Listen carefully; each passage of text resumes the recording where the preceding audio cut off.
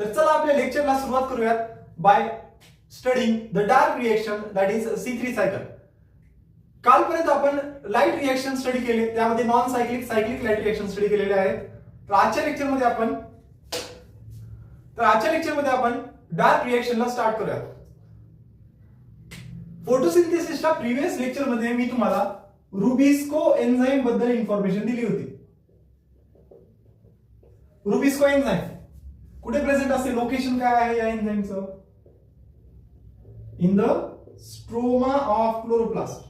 क्लोरोप्लास्टच्या stroma मध्ये ही enzyme present असते. डार्क रिएक्शन कुठे घडते, तर ती पण स्ट्रोमा मध्ये घडते.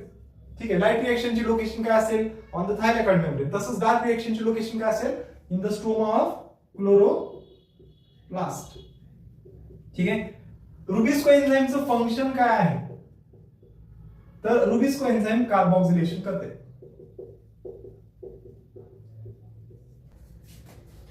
डार्क रिएक्शन मध्ये प्रोसेस काय घडते, तर CO2 चं फिक्सेशन केलं जातं.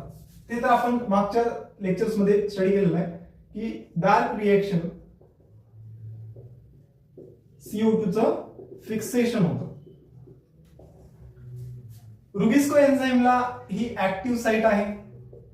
या ऍक्टिव्ह साइट वरती CO2 बाइंड होतो. ठीक आहे. हे बेसिक आपल्याला सगळं माहिती आहे.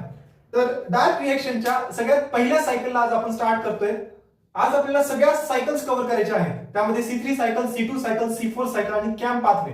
जेव्हा आपण या सगळ्या सायकल्सला स्टडी करू त्यावेळेस त्याच्यानंतर आपल्याला फॅक्टर्स अफेक्टिंग फोटोसिंथेटिक रेट याबद्दल स्टडी करायची आहे. तर चला आपण डार्क रिएक्शनच्या सगळ्यात पहिल्या सायकलला स्टार्ट करूयात, जी आहे C3 सायकल. आता C3 सायकल म्हणल्यानंतर याला C3 का म्हणलेलं आहे, हे आपल्याला सगळ्यात पहिला प्रश्न पडला पाहिजे. C3 का म्हणतात, कारण या सायकल मध्ये जो फर्स्ट स्टेबल कंपाऊंड तयार होतो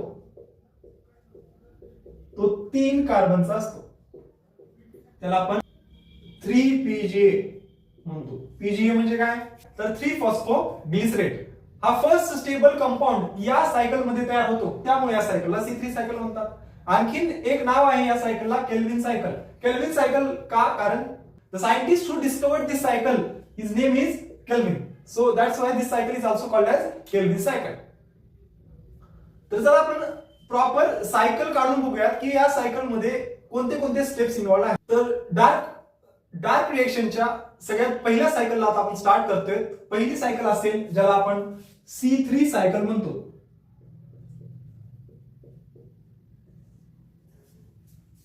तुमच्या समोर ही C3 सायकल आहे. आता या C3 सायकलची सुरुवात कुठून होते ते बघूयात आपण. सगळ्यात अगोदर आपल्याला माहिती आहे इथे एक एन्झाइम आहे जे आपल्या ओळखीचं आहे.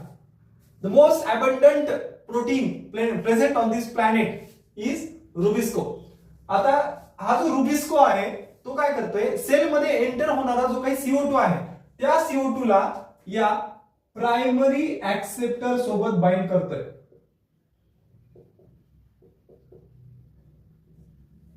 Primary acceptor molecule. Primary acceptor म्हणजे काय, CO2 जो सेल मध्ये एंटर झालेला आहे तो सगळ्यात अगोदर कोणासोबत बाइंड होतो, तर RUBP मॉलिक्यूल सोबत बाइंड होतो. आणि ते बाइंड करण्यासाठी जे एन्झाइम रेस्पॉन्सिबल आहे त्या एन्झाइमचं नाव काय असेल, रुबिस्को एन्झाइम.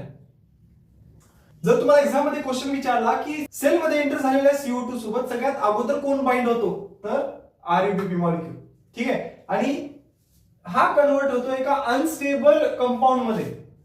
RUBP मॉलिक्यूल किती कार्बनचा आहे, 5 कार्बनचा. जेव्हा 5 कार्बनच्या एका रायबिलोज 1,5 बायफॉस्फेट मॉलिक्यूल सोबत कार्बन डायऑक्साइड बाइंड होतो. 5 carbon containing ribulose 1,5 biphosphate when get carboxylated by the Rubisco enzyme, it converted into an unstable compound, 6 carbon containing unstable compound. आता रायबिलोज 1,5 बायफॉस्फेट चे किती मॉलिक्यूल्स आपण घेतलेले आहेत, 6 मॉलिक्यूल्स घेतलेले आहेत. या 6 रायबिलोज 1,5 बायफॉस्फेट सोबत 6 CO2 मॉलिक्यूल बाइंड होतात आणि त्यापासून 6 कार्बन कंटेनिंग अनस्टेबल कंपाऊंड्स आपल्याला मिळतात. आता अनस्टेबल कंपाऊंड आहे म्हणल्यानंतर तो ब्रेक होणार, तो स्टेबलाइज व्हायचा प्रयत्न करणार. मग हा जो 6 कार्बन कंटेनिंग कंपाऊंड आहे हा ब्रेक होईल आणि 3 कार्बनचे 12 मॉलिक्यूल्स आपल्याला मिळतील. बघा, अनस्टेबल मॉलिक्यूल तयार झाल्या तुटला आणि आपल्याला 3 कार्बनचे 12 मॉलिक्यूल्स मिळाले, जे की एक फर्स्ट स्टेबल कंपाऊंड आहे. या 3PGA मॉलिक्यूलला आपण काय म्हणायचं, it is a first stable compound. आता हा फर्स्ट स्टेबल कंपाऊंड किती कार्बनचा आहे? 3 कार्बनचा. त्यामुळे या सायकलला काय म्हणायचं? C3 cycle. First stable compound किती कार्बनचा तयार होतोय त्यानुसार या सायकलचं नाव दिलेलं आहे. ठीक आहे. तर 3PGA मॉलिक्यूल आपल्याला इथं भेटलेला आहे. 3PGA म्हणजे काय? 3 फॉस्फोग्लिसरेट मॉलिक्यूल. 3 कार्बनचे 12 मॉलिक्यूल्स आपल्याला मिळाले. Reduction of 3PGA molecule occurs by utilising 12 ATP molecules. 12 ATP molecules त्यांना मिळतात. त्याला फॉस्फोरायलेशन म्हणतो आपण. जेव्हा 12 molecules of 3PGA phosphorylated by utilizing 12 ATP molecules, it get converted into 3 carbon containing 12 molecules of 1,3-dipga. 1,3-dipga आपल्याला इथे मिळालेला आहे. का? कारण आपण 12 ATP मॉलिक्यूल्स युटिलाइज केलेले आहेत. 12 ATP मॉलिक्यूल्स कुठून आले? जेव्हा आपण लाईट रिएक्शन शिकलो तिथे ATP मॉलिक्यूलचं सिंथेसिस केलं जात होतं. त्या ATP मॉलिक्यूलचा वापर आपण आता इथे करतोय. म्हणजे जे लाईट रिएक्शन मध्ये एनर्जी तयार झाली होती त्या एनर्जीचा वापर आपण इथे फूडच्या किंवा ग्लुकोजच्या सिंथेसिस साठी करत आहोत. तर इथे 12 ATP मॉलिक्यूल्स युटिलाइज केले. परत फर्दर 1,3-dipga ज्याला आपण 1,3-डायफॉस्फोग्लिसरेट मॉलिक्यूल म्हणतो, यांचं फर्दर रिडक्शन होतं by using 12 NADPH molecules. 12 NADPH molecules आता कुठून आले? लक्षात घ्या, नॉन सायक्लिक लाईट रिएक्शन जे आपण मागे शिकली होती त्यामध्ये NADPH मॉलिक्यूल्स तयार होत होते. त्या NADPH चा वापर युटिलायझेशन त्याचं कुठं करण्यात येत आहे? तर या रिडक्शन स्टेज मध्ये. आता इथं 1,3-dipga चं रिडक्शन होतं आणि त्याच्यामध्ये युटिलायझेशन होतं 12 NADPH मॉलिक्यूल्सचं आणि त्याच्यापासून फायनल 3PGAL मॉलिक्यूल्स तयार होतात. हे पण 12 मॉलिक्यूल्स आहेत 3 कार्बनचे. कार्बन मध्ये चेंज झालं नाही, रिडक्शन झालं फक्त. आणि शेवटी आपल्याला 3 फॉस्फोग्लिसराल्डिहाइडचे 12 मॉलिक्यूल्स मिळाले जे की 3 कार्बन कंटेनिंग मॉलिक्यूल आहे. जे स्टेप्स कार्बोक्सिलेशन नंतर स्टार्ट होतात या स्टेप्सला रिडक्शन स्टेज म्हणतात. ही कोणती फेज झाली? Reduction phase. रिडक्शन फेज मध्ये किती एटीपी मॉलिक्यूल्स युटिलाइज केले? 12 एटीपी मॉलिक्यूल्स युटिलाइज केले. रिडक्शन स्टेज मध्ये किती NADPH मॉलिक्यूल्स युटिलाइज केले? 12 NADPH मॉलिक्यूल युटिलाइज केले. म्हणजे जेव्हा आपण या रिडक्शन फेजला स्टडी करतो त्यावेळेस 3PGA मॉलिक्यूलचं कन्वर्जन 3PGAL मॉलिक्यूल मध्ये होतं, ज्यामध्ये 12 मॉलिक्यूल्स आहेत. 12 मॉलिक्यूल्स साठी आपल्याला 12 ATP आणि 12 NADPH लागतात. आता जाऊयात पुढच्या स्टेप मध्ये, ज्या वेळेस आपल्याकडे 12 मॉलिक्यूल्स ऑफ 3PGAL तयार आहेत. पुढे काय होतं? पुढे या 12 मॉलिक्यूल्स मधले 3PGAL चे 2 मॉलिक्यूल्स हे ग्लुकोज सिंथेसिस मध्ये एंटर होतात. कुठे एंटर होतात? ग्लुकोज सिंथेसिस मध्ये. 12 मॉलिक्यूल्स ऑफ 3PGAL आपल्याकडे आता मिळालेले आहेत आपल्याला. आता काय होणार? यातले 2 मॉलिक्यूल्स जे आहेत ते ग्लुकोज सिंथेसिस प्रोसेस मध्ये एंटर होतात. आता 12 मधून 2 मॉलिक्यूल्स जर गेले, उरले किती? 10 मॉलिक्यूल्स. मग जे उरलेले 10 मॉलिक्यूल्स आहेत कशाचे? 3PGAL चे, ते एंटर होतात इन द रिजनरेशन स्टेज. आता आपल्याला काय करायचंय? 5 कार्बनचे 6 मॉलिक्यूल्स रायबिलोज 1,5 बायफॉस्फेटचे तयार करायचे. त्यामुळं हे जे 10 मॉलिक्यूल्स 3PGAL चे उरलेले आहेत ते अशा इंटरमिडिएट स्टेजेस मधून जातात आणि शेवटी 5 कार्बनचे 6 RUBP मॉलिक्यूल्स आपल्याला भेटतात. इंटरमिडिएट स्टेजेस कोणते आहेत? तर इरिथ्रोज 4 फॉस्फेट जे की 4 कार्बनचा कंपाऊंड आहे, सिडोहेक्टिलोज 7 फॉस्फेट जे की 7 कार्बनचा मॉलिक्यूल आहे, रायबोज 5 फॉस्फेट जे की 5 कार्बनचा मॉलिक्यूल आहे आणि रायबिलोज मोनोफॉस्फेट जे की 5 कार्बनचा कंपाऊंड आहे. आता शेवटी या रायबिलोज मोनोफॉस्फेटचं रायबिलोज बायफॉस्फेट होतं. या ठिकाणी आपण 6 ATP मॉलिक्यूल्स युटिलाइज करतो. 6 ATP मॉलिक्यूल्स या स्टेप मध्ये युटिलाइज केले जातात, ज्यामध्ये रायबिलोज मोनोफॉस्फेटचं कन्वर्जन रायबिलोज बायफॉस्फेट मध्ये केलं जातं. त्यामुळे इथं 6 ATP युटिलाइज होतात. आणि शेवटी आपल्याला हवा असणारा प्रायमरी ऍक्सेप्टर ऑफ CO2 चा प्रायमरी ऍक्सेप्टर आपल्याला भेटतो, जो दुसरा जो CO2 एंटर होणार आहे ऍटमॉस्फिअर मधून त्या CO2 सोबत बाइंड व्हायला रेडी असतो. म्हणजे हे जे रायबिलोज 1,5 बायफॉस्फेट तयार करणारे जेवढे काही स्टेजेस आहेत याला आपण रिजनरेशन फेज म्हणतो.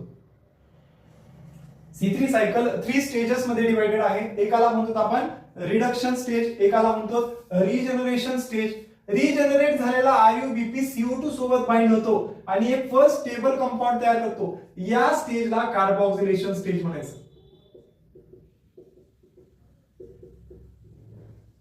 असे 3 प्रकारचे फेजेस या केल्विन सायकल मध्ये आपल्याला पाहायला मिळतात, ज्यामध्ये रायबुलोज 1,5 बायफॉस्फेट सोबत CO2 बाइंड होतो in the presence of rubisco enzyme.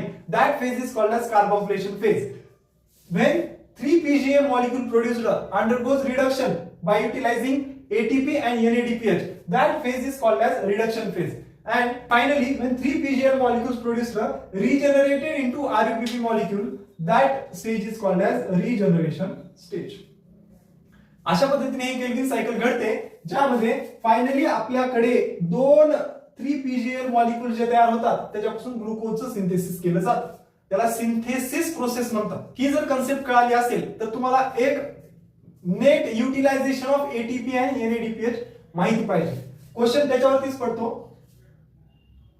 ATP overall आपण एक ग्लुकोज मॉलिक्यूल तयार करण्यासाठी किती एटीपी युटिलाइज केले असा क्वेश्चन विचारतात.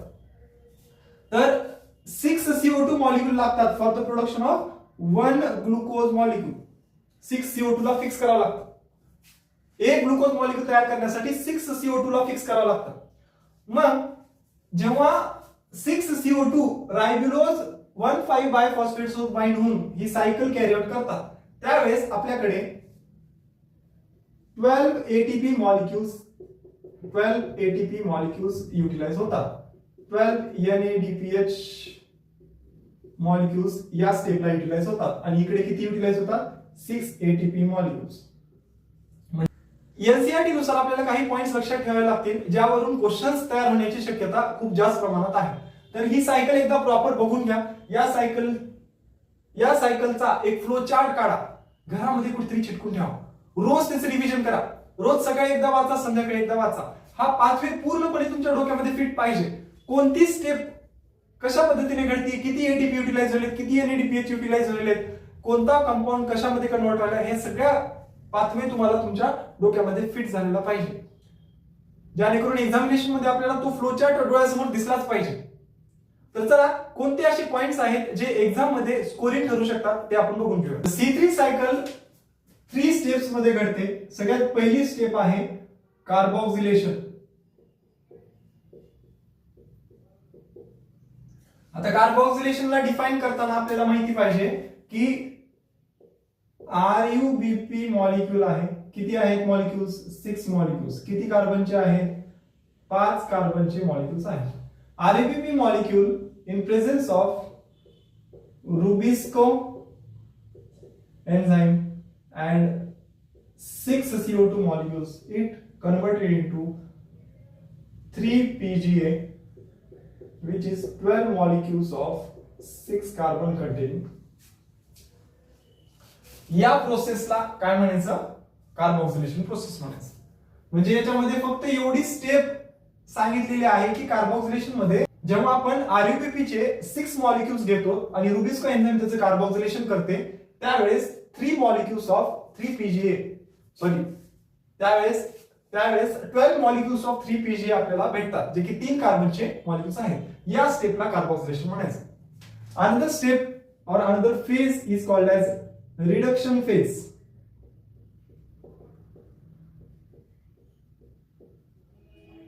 आता रिडक्शन फेज मध्ये कोणत्या स्टेप्स इन्क्लूड असतील?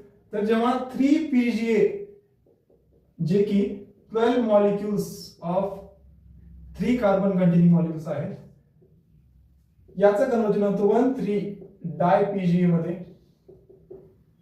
इथे एटीपी युटिलाइज होतात. किती? 12 एटीपी युटिलाइज होतात. आणि याच 1,3-DiPGA चं 12 NADPH मॉलिक्यूलच्या प्रेझेन्स मध्ये 3-PGAL मध्ये कन्वर्जन होतं. 12 molecules into 3 कार्बन. हे स्टेप्स इन्क्लुडेड आहेत in the reduction stage. Next stage आहे, नेक्स्ट फेज आहे रिजनरेशन फेज.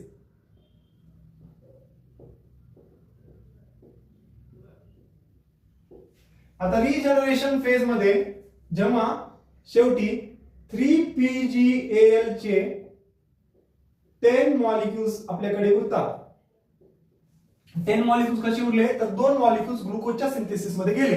आता या 12 मॉलिक्युल्स मधले 10 मॉलिक्युल्स उरलेले जे आहेत त्यांचं फर्दर कन्व्हर्जन होतं RUBP. त्याचा रायबोज 5 फॉस्फेट. हे किती 5 कार्बनचे 6 मॉलिक्युल्स आपल्याकडे तयार होतात.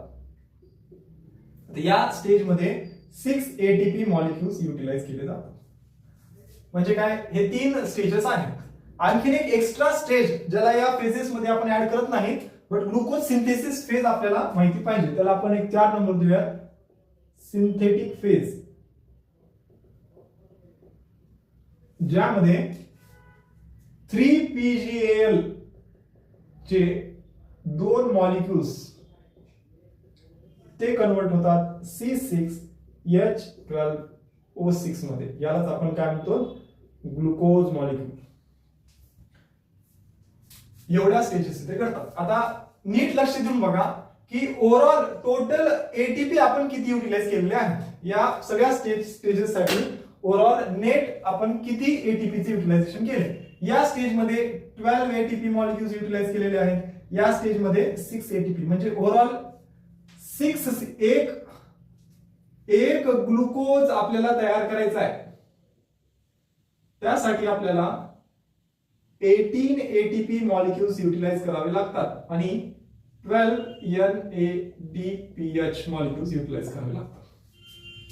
असा क्वेश्चन एक्झाम मध्ये विचारू शकतो. मला एक ग्लुकोज मॉलिक्युल तयार करायचा असेल तर किती एटीपी किती NADPH लागतील, किंवा मला 4 ग्लुकोज मॉलिक्युल्स तयार करायचे असतील तर किती एटीपी आणि किती ग्लुकोज मॉलिक्युल्स तयार करावे लागतील. तुम्हाला जमत असेल तर तुम्ही ते कॅल्क्युलेट करून बघा. मला या प्रश्नाचं उत्तर द्या की मला 15 ग्लुकोज मॉलिक्युल्स तयार करायचे तर त्या 15 ग्लुकोज मॉलिक्युल्स साठी किती एटीपी युटिलाइज होतील आणि किती NADPH मॉलिक्युल्स युटिलाइज केले जातील. याचं उत्तर तुम्ही मला कमेंट सेक्शन मध्ये देऊ शकता. आणखीन असा एक क्वेश्चन पडतो की एक CO2 फिक्स करण्यासाठी किती एटीपी आणि किती NADPH लागतात. जर 6 CO2 फिक्स करायचे असतील तर 12 एटीपी लागतात. सॉरी, जर 6 CO2 फिक्स करायचे असतील तर 18 एटीपी आणि 12 NADPH लागत असतील तर एक CO2 मॉलिक्युल फिक्स करण्यासाठी किती एटीपी लागतील.